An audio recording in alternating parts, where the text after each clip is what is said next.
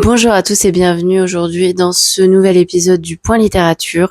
Aujourd'hui, on va parler d'un genre qui fait pas mal parler sur le BookTok et un peu partout de manière générale. Et c'est pour ça qu'aujourd'hui, on va parler de dark romance. La dark romance, vous en avez forcément entendu parler puisque c'est un genre qui est à la fois très prisé et en même temps assez discutable. Que l'on s'entende bien entre nous, je suis pas ici pour descendre la dark romance ni pour la glorifier, mais je trouve que dans les avis sur lesquels j'ai pu tomber sur YouTube et sur le BookTok, en fait les avis sont pas hyper nuancés.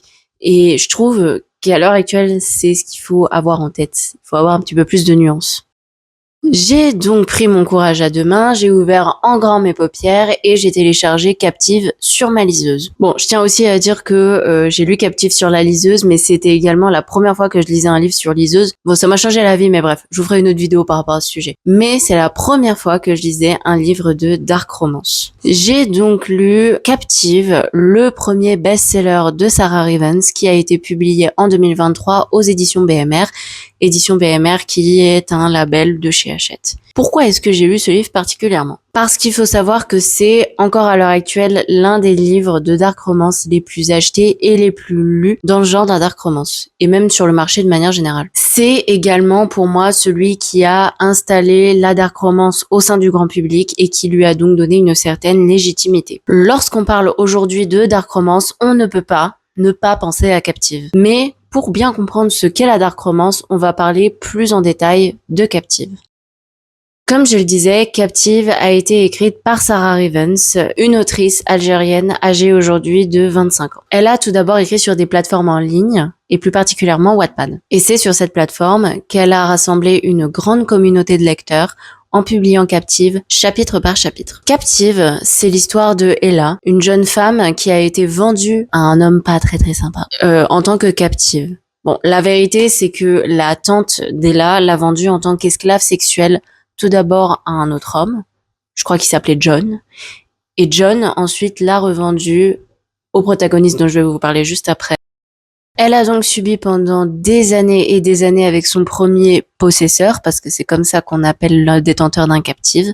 Elle a donc subi des abus sexuels, des abus physiques, moraux. Et il faut savoir que par la suite, elle atterrit pas dans n'importe quelle famille. Elle a atterri dans la famille des Scott, une grande dynastie de mafieux, une très très grande famille avec beaucoup de réseaux et beaucoup de contacts. C'est une famille connue et reconnue qui détient des chaînes d'hôtels, mais qui revend aussi pas mal d'armes. Les captives ont un rôle en particulier, c'est-à-dire qu'elles représentent les familles de leurs possesseurs. Elles les représentent à la fois durant les événements, mais elles peuvent aussi les représenter notamment lors de tentatives d'espionnage ou ce genre de choses. On est sur ce genre de mission. Mais malheureusement, c'est pas l'indescription qu'on en a au départ. Et là, c'est, comme je l'ai dit, une femme qui a été brisée, qui a été abusée pendant des années et des années. Elle n'a pas eu d'adolescence. Donc c'est vous dire à quel point ils l'ont abusée très jeune. À force d'être abusée et surtout à force d'être réduite constamment au silence,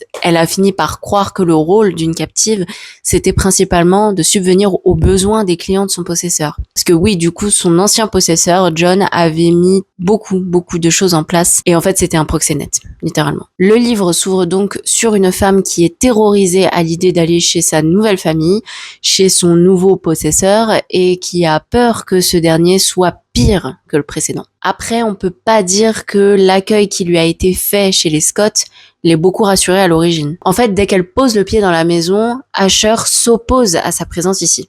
Parce qu'en fait, ils ont acheté Ella sans l'accord de Asher. Et il est super virulent et il s'oppose à sa présence au sein de la maison et au sein de la famille. S'ensuit donc une longue période d'adaptation pour Ella qui va devoir apprendre à vivre au sein des Scott et qui va également devoir apprendre à vivre, à revivre tout court. Puisque Asher s'oppose à sa présence au sein de la maison même, elle va devoir se cacher d'abord pour vivre, c'est-à-dire qu'il va la foutre à la cave. Voilà, il n'y a pas de blabla, lui, il l'a juste foutu à la cave, là où il fait froid, là où c'est humide, là où elle peut bien tomber malade et choper la crève, et donc elle va vivre quelques jours dans la cave avec un passe-droit de temps en temps pour aller aux toilettes, parce que Asher n'est plus dans la maison, et c'est donc une amie de Asher qui va venir lui ouvrir, l'aider à prendre sa douche, etc., pour qu'elle puisse se sentir rassurée. Et à la fin, on va même lui demander de s'imposer vis-à-vis d'Asher. Donc c'est à ce moment-là qu'elle va devoir sortir elle-même de la chambre, qu'elle va devoir s'imposer au sein de la maison. Donc ça sera pas fait exactement comme ça. Disons qu'on va lui dire bon Asher, ça y est, t'abuses. Il y aura pas que elle qui va lui dire évidemment, mais ils vont tous un peu lui donner le droit de circuler dans la maison, d'aller dans la chambre qui lui est destinée de base et donc de vivre en fait tout simplement, de pouvoir manger, de pouvoir voilà, parce que même manger elle le faisait pas quand elle le voulait. Enfin c'était assez space quand même. Et elle va donc vivre quelques jours dans cette cave jusqu'au jour où on va lui demander de s'imposer au sein de la maison. En face, Asher, il est encore une fois super virulent, super méchant. Il lui demande souvent ce qu'elle fait là, pourquoi, qui lui a donné l'autorisation d'aller dans la cuisine. Il s'amuse aussi à lui faire peur, à être menaçant ou à avoir un comportement agressif envers elle. Et lorsque Ella va vouloir commencer à s'imposer au sein de la maison et à donc lui répondre ou du moins lui demander de se calmer ou alors parfois juste de lui répondre sur un ton sarcastique, les retombées sont assez violentes. On va passer le moment où il l'a enfermée dehors parce qu'elle n'est pas rentrée à l'heure du couvre-feu, alors qu'il l'a abandonnée à plus d'1 heure de route et qu'elle a donc dû se démerder pour rentrer. Lorsqu'elle a été enfermée dehors dans le jardin, il lui a jeté de l'alcool dessus et il l'a laissé dormir comme ça dans le froid dans la nuit. Lors d'une altercation assez violente, il lui a pris la main et l'a déposée sur une plaque de cuisson afin de la brûler. Il l'étrangle également dans son sommeil lorsqu'elle fait des cauchemars la nuit et qu'elle se met à crier, puisque comme je l'ai expliqué plusieurs fois, Ella est une femme qui a été traumatisée à la fois psychologiquement et physiquement, donc forcément son corps se réveille et a encore des souvenirs de tous les abus qu'elle a subis. Donc ça lui arrive très souvent de se réveiller en criant et on peut pas dire que Asher soit hyper compréhensif. Il lui dit également très souvent qu'elle ne sert à rien et qu'il préférerait la voir morte et également il menace très très très souvent de la tuer. Il y a également une scène que j'arrive pas trop à analyser et j'arrive pas trop à poser des mots dessus parce que je sais pas. C'est pour ça que j'ai essayé de trouver des interviews de Sarah Evans mais j'ai rien trouvé. Je parle de cette scène où je sais pas, Asher est super énervé, je sais plus pourquoi. Il est super énervé. Bon, vous me direz c'est genre chaque jour de sa vie cet homme qu'il est énervé et chaque fois, il a ce besoin d'extérioriser en disant des paroles extrêmement blessantes. Et un jour, lorsqu'il était énervé, Ella, je sais plus ce qu'elle lui dit, je sais plus ce qu'elle fait. En tout cas, elle respire à côté de lui simplement. Et visiblement, le fait de respirer, ça le saoule. Donc, il lui a dit, bon, en gros, il lui avait dit, oui, si t'arrêtes pas de parler, je te démonte sur le canapé, tout ça. Alors, je sais pas trop comment on peut prendre ça. Je sais pas trop comment on interprète la chose. Beaucoup d'entre vous, à la fois sur BookTube et BookTok, ont parlé d'une menace de V. Bref, c'est vrai que c'est pas fou. Donc, franchement, on déteste Asher Scott dès le départ. Déjà parce qu'il est fou, il est complètement maboule, mais en plus parce qu'il est détestable au possible. Malgré tout, la perception qu'on va se faire de cet homme va très vite basculer, et je parle de très vite basculer, c'est-à-dire qu'on n'a même pas atteint les 50% du livre. Parce qu'il va avoir un comportement beaucoup plus doux et beaucoup plus protecteur envers Ella. Je veux pas vous spoiler, hein, mais on continue quand même de détester Asher Scott tout au long du tome 1. Parce que oui, ça c'était le tome 1. Pourquoi est-ce qu'on le déteste? Parce qu'il a déjà des phases de psychopathe, mais en plus il a des phases de je t'aime moi non plus qui n'ont pas de sens et qui n'ont pas d'explication. Mais comment est-ce qu'on passe d'un fou furieux qui brûle la main de sa captive, parce que j'ai aussi également oublié de vous préciser que il n'appelle jamais Ella par son prénom, il l'appelle tout le temps par le mot captive. Pour moi, ça accentue quand même le côté esclave. Mais du coup, comment est-ce qu'on passe d'un fou qui brûle la main de sa captive à quelqu'un qui en tombe amoureux? Non, parce que pour l'instant, rien de nouveau sous le soleil. Dans Dark Romance, il y a romance. À un moment donné, il faut bien qu'ils tombent amoureux, les deux. Et par rapport à ce monsieur, on apprend que Ella est littéralement son style de femme. Également, tout le monde autour d'eux va faire référence à l'ex-copine de Asher qui, soi-disant, ressemblerait énormément à Ella. Ou du moins, Ella qui ressemble énormément à l'ex de Asher. Et c'est parce qu'il va développer un faible pour Ella qui va, du coup, tolérer sa présence au sein de la maison et qui va être de plus en plus doux et de plus en plus gentil avec elle. Elle va d'abord chercher à s'imposer en lui demandant d'aller faire des courses, en lui faisant regarder le programme télé que elle veut. Bon, c'est des choses sur lesquelles il va vite s'interposer, il va pas être d'accord et il va très vite montrer son mécontentement. Elle va également lui demander un chien et il va très vite lui dire non. Puis au fur et à mesure du temps, il va par exemple lui acheter son shampoing parce qu'il a remarqué qu'elle en avait plus, ou alors il va aller lui faire des courses, lui acheter ses céréales préférées. Il va également dire oui pour le chien, ou alors le matin quand elle se réveille, elle va tomber directement sur le programme télé qu'elle souhaite. En fait, tout ce qui était pénible pour cet homme, voire même hors de question, nada, rien du tout, est devenu acceptable. La grosse majorité va donc traiter de la relation Ella-Asher Scott, et une autre partie du roman va traiter de la mission de Ella en tant que captive, puisque de toute façon, elle va devoir remplir des missions. Je tiens quand même à préciser qu'à aucun moment, on explique à Ella ce qu'on attend d'elle, concrètement. C'est-à-dire que le quiproquo est immense entre Ella et les Scott, puisque Ella, on lui a fait miroiter toute sa vie, toute sa maigre vie, que le rôle de captive n'était au final que d'être une esclave sexuelle. Or là, chez les Scott, on n'est pas du tout sur ce genre de choses.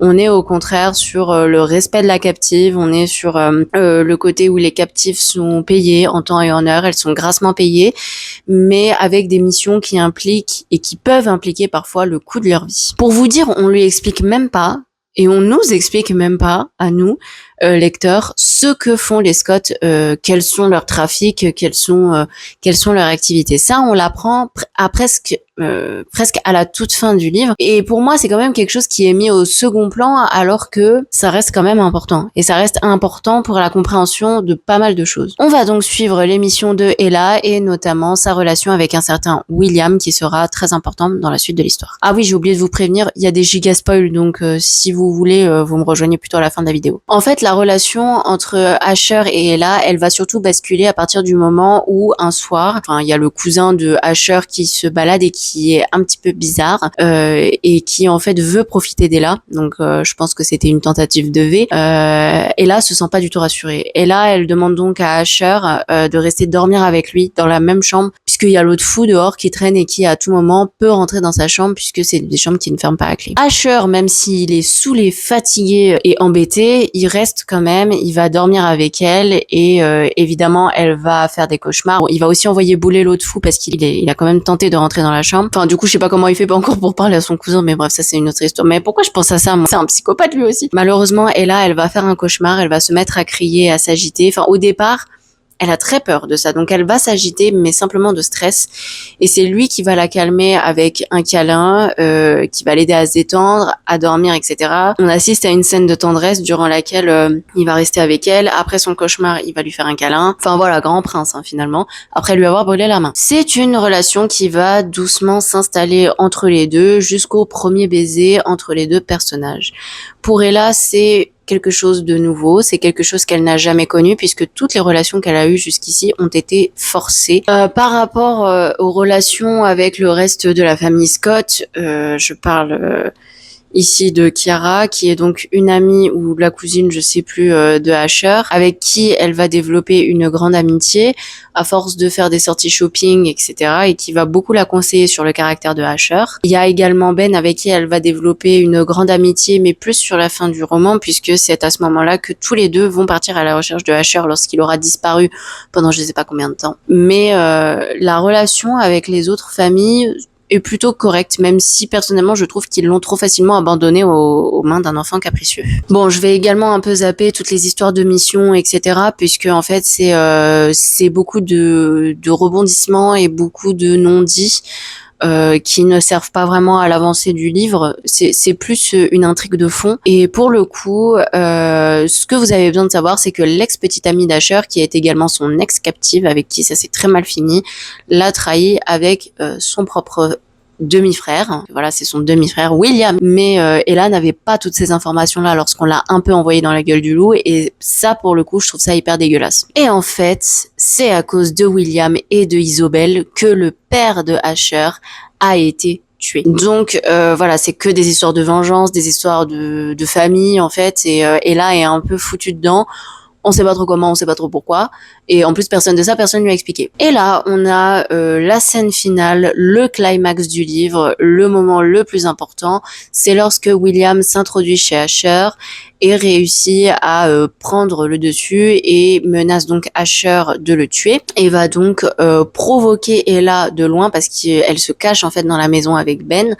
Il va provoquer Ella de loin en disant bon bah voilà, je vais tirer sur Asher, etc. Il va faire un peu durer le moment pour que Ella puisse avoir suffisamment de peine et de pitié et de peur aussi pour sortir de sa cachette, puisqu'il se doutait bien que Asher était en réalité amoureux de Ella. Bien évidemment, Asher, pour protéger Ella, a tout fait pour montrer qu'en réalité non, puisque William a fait suffisamment de mal autour de lui et qu'il ne voulait pas qu'il arrive quelque chose à Ella ou à lui-même. Donc, Ella finit par craquer et s'interpose entre les deux. À partir de ce moment-là, William a la confirmation. Asher et Ella sont donc bel et bien amoureux, ils tiennent l'un à l'autre, et si quelque chose arrive à l'un, l'autre serait détruit, et ça devient donc sa nouvelle mission. Je sais plus comment il réussit à s'enfuir, mais en gros, il se casse, quoi, et ça devient sa nouvelle mission, entre guillemets, enfin, du moins, on le comprend comme ça, puisque la réaction d'Asher est tout sauf normal. C'est-à-dire que si demain quelqu'un vous menace de mort et que votre amoureux, la personne que à qui vous tenez le plus au monde, vient, vous défend, etc., vous vous dites oh mon dieu, cette personne est trop badass. Asher, il est pas comme ça. Asher, comme je vous l'ai dit depuis le départ, c'est un caractère assez spécifique. Je crois que honnêtement, dans les signes astrologiques, il est lion. Après, il avait pas trop sur un point, c'est que à partir de maintenant, Ella était en danger. Malheureusement, la réaction qu'il a, elle est très blessante. À la fois pour nous lecteurs, enfin j'essaie de me mettre à la place d'Ella et je me dis bah ouais mais j'aurais pas aimé, tu vois. Donc il lui parle plus pendant des jours et des jours, il lui adresse plus la parole, il passe devant elle, il ne lui adresse pas la parole, il s'en va pendant de longues heures, il dit pas où il va, il la laisse un peu de côté et un soir c'est Chiara qui vient lui annoncer que Ella est virée et qu'il a donc réservé un appartement, je sais plus où mais quelque part en Amérique, et qu'elle va devoir vivre toute seule et reprendre un chemin de vie de son côté, chose qu'elle n'a jamais fait et qu'elle n'a jamais eu le privilège d'avoir dans sa vie. Donc pour elle, c'est à la fois un bien, mais c'est aussi une énorme souffrance puisque elle est en colère contre Asher parce que c'est pas Asher qui lui annonce qu'elle est virée, c'est pas Asher qui vient lui dire au revoir, il lui a même pas dit au revoir. C'est pas Asher qui prend la responsabilité, lui, en tant que chef de clan, puisque c'est ça aussi la réalité, c'est que il est chef du clan des Scott, et c'est également la raison pour laquelle il se permet d'être aussi désagréable. Donc, à partir de là, Ella se retrouve seule pour la première fois de sa vie à devoir prendre ses affaires et aller vivre toute seule, finalement comme une personne normale, dans une société normale. Et le livre s'arrête là. Voilà. Oui, c'est genre vraiment, il n'y a pas de vanne, il n'y a pas de blague, ça s'arrête là. Bon, c'est vrai que du coup, ça annonce une potentielle suite, ce qui est tout à fait normal. Mais c'est vrai qu'après, tous les rebondissements, parce qu'il faut aussi savoir que ça a été un très très gros pépère, hein, Captive, je me suis dit qu'il y aurait peut-être un mini dénouement. Et en fait, pas tellement. Là, on est vraiment sur une ouverture complète, on reste dans le flou, on se dit bon. Alors, j'ai vraiment eu du mal à aborder ce genre de livre. Nous sommes bien d'accord et nous resterons d'accord, c'est l'un des moins hardcore de son genre. Captive, c'est celui qui représente le mieux la dark romance, mais c'est aussi l'un des plus doux. C'est-à-dire que dans la dark romance, vous avez plusieurs spectres et plusieurs intensités, et celui-là est quand même dans le spectre assez cool. Voilà, parce que là, on a quand même des scènes vraiment pas ouf. Malgré tout, il y a quand même des thèmes et des sujets bien plus hardcore qui sont abordés dans d'autres livres. J'irai pas forcément les lire, je vais pas vous mentir. Après, je vais quand même aborder le point de l'écriture, etc. La manière dont c'est écrit, le style d'écriture. Et honnêtement, j'ai été agréablement surprise parce que on a beaucoup tendance à penser que Wattpad, c'est aussi le terrain de l'écriture, de la mauvaise écriture, on va dire. C'est-à-dire qu'il n'y a pas tant d'attention portée à la syntaxe, à la grammaire, au vocabulaire ou au niveau de langage. Et la réalité, c'est que je pense que de toute façon, il y a eu un travail éditorial derrière. C'est pas ça le problème. Mais je pense que si ça a bien marché aussi, c'est parce que Sarah Rivens écrit de toute façon très bien. En interview, on le sent aussi quand elle s'exprime assez bien. Et franchement, je trouve même que c'est plutôt bien écrit. Par contre, comme je disais, c'est pas tant la forme qui m'a perturbée, mais c'est plus le contenu. C'est-à-dire qu'on est sur un personnage psychopathe, parce que c'est aussi le surnom que lui donne Ella dans le livre, qui est capricieux, qui est colérique, qui est violent aussi, et qui traite sa captive comme une moins que rien. La relation entre les deux personnages, elle est dès le départ très déstabilisée, puisqu'il y a déjà une hiérarchie qui s'établit entre le possesseur et la captive, puisque le possesseur est l'employé de la captive. Elle est donc inférieure à lui dans sa position. Le quiproquo qui est installé déjà de base entre Ella et la famille Scott. C'est-à-dire que pour elle, Ella, elle avait une mission à remplir qui était pas du tout celle qu'elle avait imaginée à l'origine. Pourtant, ça n'empêche pas ce rapprochement.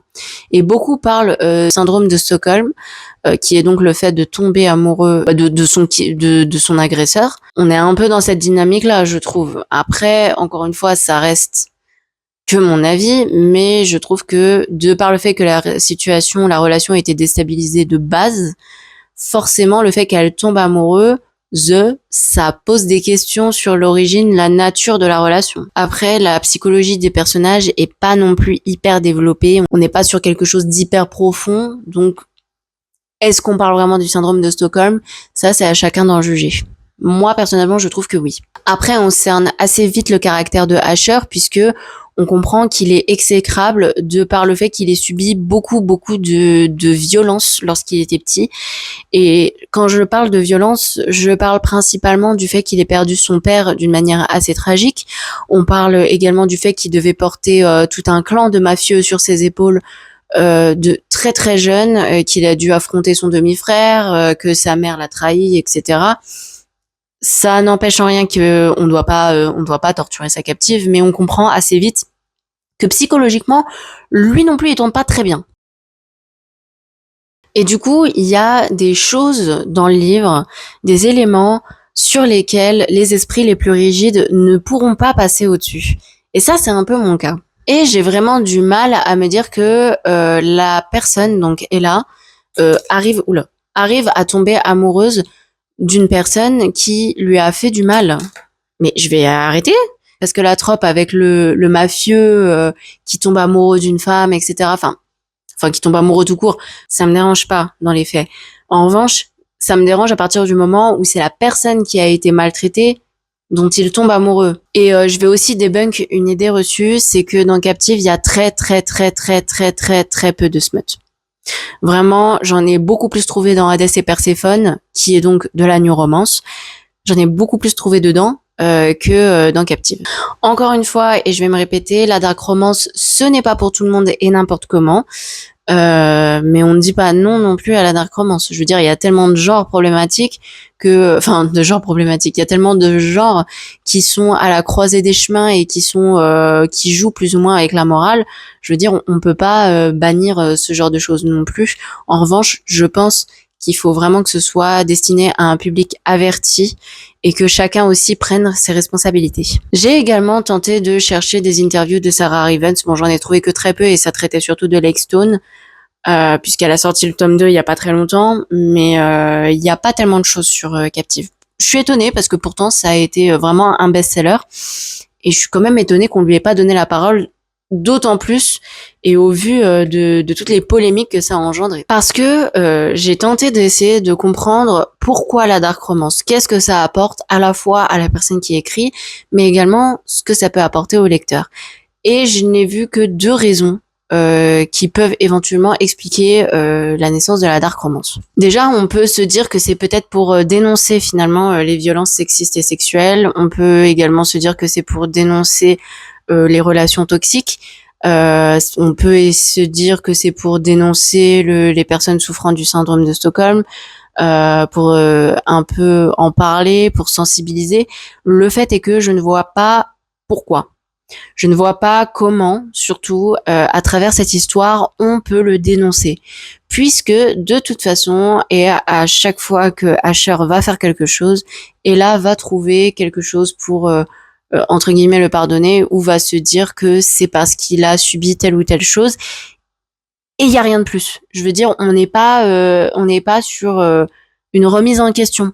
Asher, à aucun moment, il va se remettre en question ouvertement, je parle. Et à aucun moment, il va se dire ce que j'ai fait, c'est pas normal, ou alors il va vraiment minimiser la chose.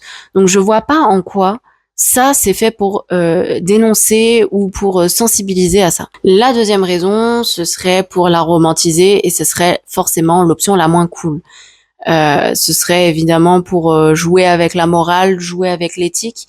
Et à la limite, ça me dérange pas parce que, comme je le disais, il y a beaucoup de genres qui jouent avec cette limite-là aussi.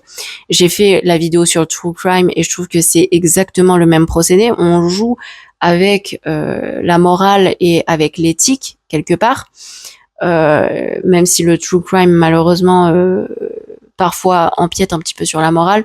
Je trouve que à partir du moment où on est constitué normalement, que voilà, que psychologiquement tout va bien et tout est voilà, je veux dire là on est sur quelque chose de là on n'est pas sur quelque chose de malsain. En revanche, si on le consomme pour obtenir telle ou telle satisfaction ou tel résultat, là je pense qu'on est sur quelque chose de plus problématique. D'autant plus que je trouve, et encore une fois ce n'est que mon avis, que la dark romance n'a rien à faire dans les mains d'une gamine de 14 ans, de 15 ans. On est sur de la dark romance. La dark romance pour moi c'est à partir du young adult, donc c'est à partir de 18 ans. Malheureusement on est aussi sur des thèmes qui sont abordés et parfois quand les jeunes filles ou les jeunes garçons, mais c'est une majorité de filles qui lisent la dark romance ou de la romance de manière générale, elles prennent le livre et il y a des avertissements. Les trigger warnings parfois sont à l'intérieur, ce qui pour moi est un petit peu problématique puisque la première chose qu'on a besoin de savoir s'il y a des sujets, thèmes sensibles, pour moi ça devrait être sur la 4e de couverture ou sur la première, mais avec un petit symbole, etc. Ce qui arrive de plus en plus. Et malheureusement, les parents, qui sont aussi le principal pouvoir d'achat des enfants, se disent bah il veut lire ça mais tant qu'il lit c'est bon et puis ils vont pas regarder les trigger warnings. La question est de savoir pour quelle cible, pour qui et qu'est-ce que ça apporte. Vous par exemple lecteur de dark romance, et je suis très ouverte au débat, qu'est-ce que ça apporte, qu'est-ce que ça vous apporte? Je n'y ai pas trouvé une grande satisfaction. Bon, j'y ai trouvé un peu d'action et ça c'était vraiment pas mal. Elle écrit bien, Sarah Rivens, faut aussi se dire les choses. Mais qu'est-ce que vous recherchez dans la dark romance? Est-ce que c'est une question de défier la morale, défier l'éthique? Est-ce que c'est une question de satisfaction? Est-ce que c'est une question de réfléchir à ce qui est normal, pas normal? Dites-moi tout en commentaire et j'hésiterai pas à vous répondre. Il n'y a pas de souci. On est ouvert au débat ici. Je vous fais de très gros bisous et je vous dis à la prochaine pour un nouveau point littérature. En attendant, n'hésitez pas à aller me rejoindre sur mes autres réseaux. Je vous fais d'énormes bisous et je vous dis à la prochaine.